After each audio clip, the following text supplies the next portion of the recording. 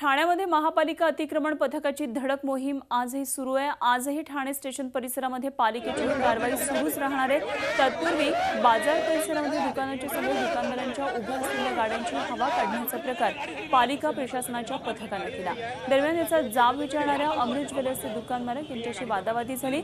पालिका प्रशासन, पोलीस, पालिका सुरक्षा रक्षक आणि खासगी सुरक्षा रक्षक घेऊन अतिरिक्त आयुक्त अशोक रणखाम यांच्या नेतृत्वाखाली स्टेशन परिसर साठेजवळच्या फेरीवाल्यांवर धडक कारवाई करण्यात आली। ठाणे शहर फेरीवाला मुक्त होईपर्यंत पालिकेच्या 10 पथकांद्वारे सातत्याने गस्त घालण्यात येणार असल्याची माहिती अतिरिक्त आयुक्त रणखाम यांनी दिली।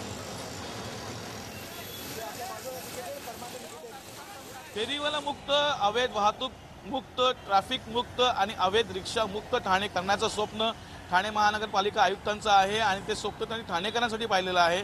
त्या अनुषंगाने कारवाई सुरू झालेली आहे। गेली 2 दिवस कारवाई सुरू होत आहे आणि आता तुम्ही बघू शकता कारवाईचं फलित म्हणजे हा जो फुटपाथ आहे, या फुटपाथवरती अनेक फेरीवाले बसत असत, परंतु आज हा फुटपाथ क्लीन दिसतोय, क्लिअर दिसतोय, कोणीही फेरीवाले नाही आहे आणि त्यामुळे ठाणेकरांना चालण्यासाठी एक सोयीस्कर असं फुटपाथ मिळालेलं आहे। आणि आता आपल्याला ठाणेकर त्यांच्याकडून जाणून घ्या। मित्र, तू सुद्धा कॉलेज स्टुडंट्स आहेत, कसं वाटतं आज ठाणे क्लीन झालंय?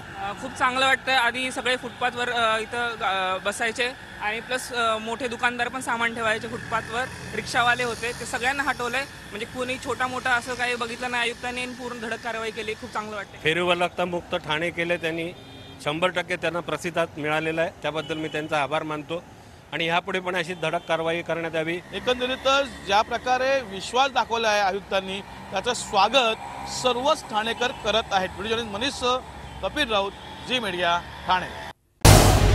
झी 24 तास रहा एक पाऊल पुढे।